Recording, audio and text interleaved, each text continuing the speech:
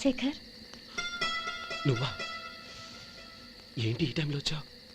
నీతో ఓ విషయం మాట్లాడాలి. ఒకసారి బయటకు వస్తావా?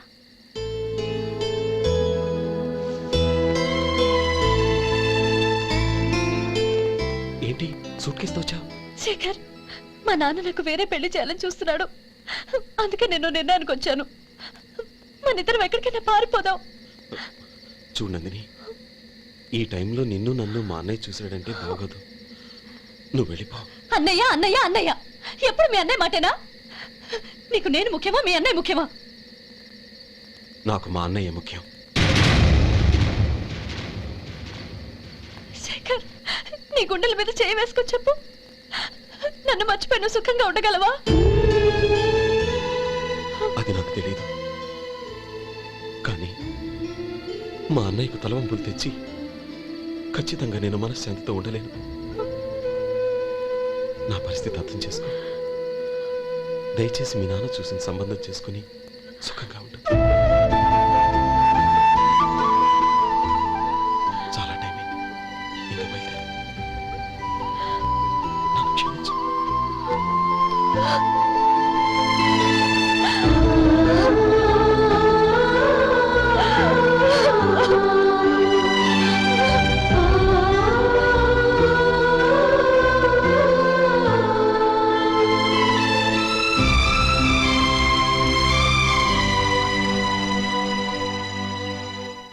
ఏంట్రా అలా మౌనంగా కూర్చున్నావు?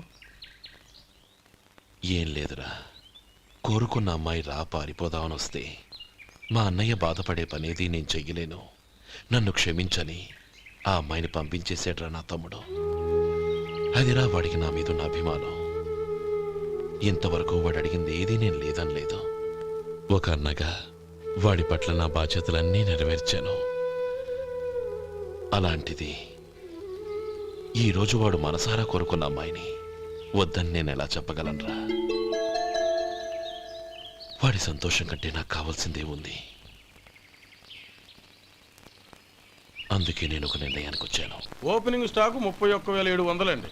ఈ రోజు 200 లారీల్లో 21,500 ప్యాడీ వచ్చిందండి. అవి ఈ పక్కన సర్దించానండి. తర్వాత ఇవి నిన్నొచ్చిన ధాన్యం బస్తాలండి. 50 లారీల్లో 5,000 బస్తాల బియ్యం బయటకు పంపించామండి. సాయంత్రానికి మన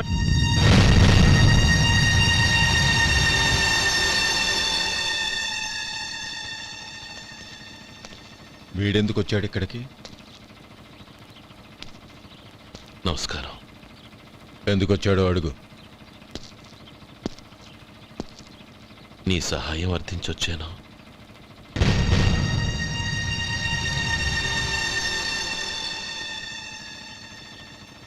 మీరు వెళ్ళండి. ఆ రోజు నీ చెల్లెల్ని నేను చేసుకోనన్నాను. ఏ పరిస్థితిలో అలా అన్నానో నీకు తెలుసు. నేను చేసింది తప్పని నీకు అనిపిస్తే ఆ తప్పుకి నా తమ్ముడిని శిక్షించద్దు. మన మధ్య ఉన్న విరోధం తెలియక వాళ్ళు ప్రేమించుకున్నారు. నేను నా తమ్ముడికి నీ కూతుర్ని మని అడగడానికి వచ్చాను. దయచేసి వాళ్ళ పెళ్లికి అంగీకరించు. నీ మొహం చూస్తేనే పాపమని సొంత ఊరినే వదిలేసి వచ్చిన వాణ్ణి. అలాంటి నేను నీ ఇంటికి నా బిడ్డనివ్వాలా? ఇన్నేళ్లుగా నీ నీడ కూడా నా మీద పడకూడదని పట్టుదలగా ఉన్న నేను దాన్ని వదులుకొని నీతో సంబంధం కలుపుకోవాలా?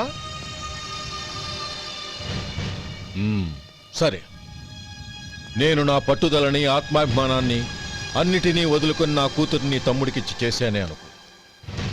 దానికి బదులుగా నువ్వేం వదులుకుంటావు? ఏం వదులుకుంటావో చెప్పు.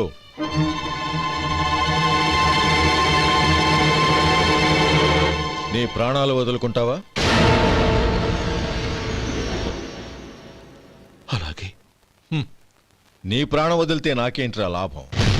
నువ్వు దేని మీదైతే ప్రాణాలు పెట్టుకున్నావో దాన్ని వదిలే. నీ తమ్ముళ్ళ మీదగా నువ్వు ప్రాణాలు పెట్టుకున్నావు, ఆ తమ్ముళ్లను వదిలే. అన్న అనే బంధానికి నువ్వు నీళ్లు వదిలేయాలి.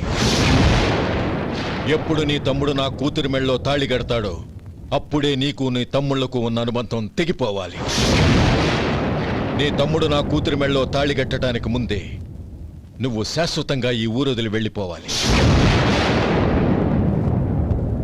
వీటన్నిటికీ నువ్వు అంగీకరిస్తేనే ఈ పెళ్లికి నేను అంగీకరిస్తాను.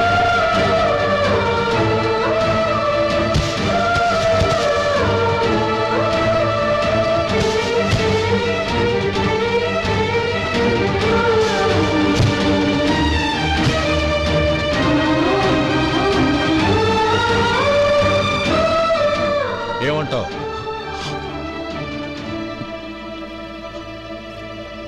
అలాగే. ప్రమాణం చేయి.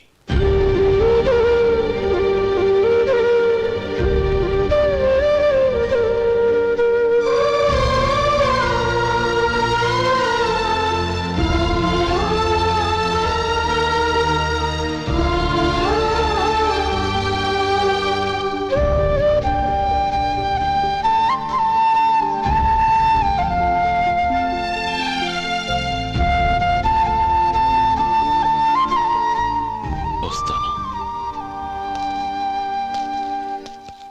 అంకుల్, నందినిని నాకిచ్చి పెళ్లి చేస్తానని చెప్పి ఇప్పుడు వాడి తమ్ముడికిచ్చి చేస్తానని మాటిచ్చారేంటి? రేయ్, నువ్వు నోరు మూసుకోరా. వీడి తమ్ముళ్ళు విడిపోవాలని ఇన్నేళ్లుగా ఎదురు చూశాను.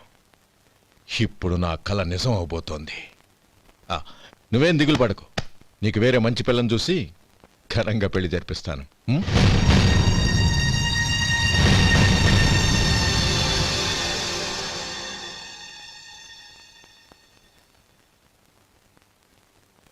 శేఖర్, మధు, నానమ్మా, రే, నువ్వు చాలా అదృష్టవంతుడివిరా. లక్ష్మీపతిని కలిశాను. పాప అనవసరంగా వాడిని అపార్థం చేసుకున్నావురా. వాడెంతో ఆప్యాయంగా నన్ను పలకరించాడు. ఆనందంగా ఈ పెళ్లి ఒప్పుకో. నాకు పెళ్ళై పిల్లలు పుట్టాక వాళ్ళని నువ్వే పెంచాలి. వాళ్ళు నీ దగ్గర పెరిగితేనే ప్రేమానురాగాలకు అర్థమేంటో తెలుస్తుంది. అలాగేరా. నా దగ్గర కాకపోతే ఇంకెక్కడ పెరుగుతారు? వాళ్ళ తాతయ్య అమ్మమ్మ వచ్చి అడిగినా కూడా ఇవ్వను. సరేనా?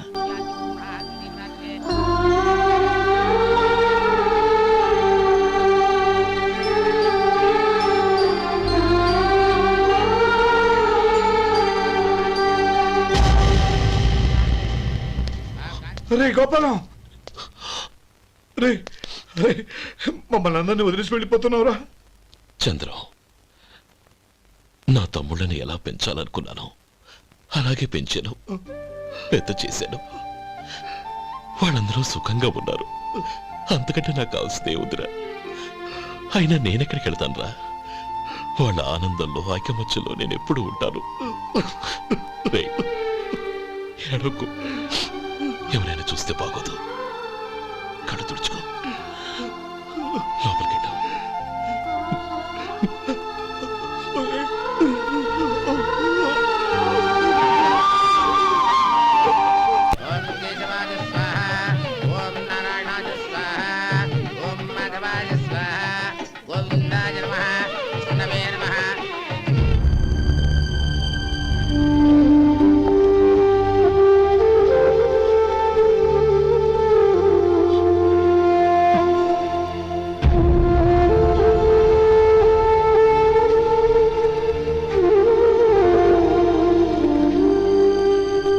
లక్ష్మీనారాయణ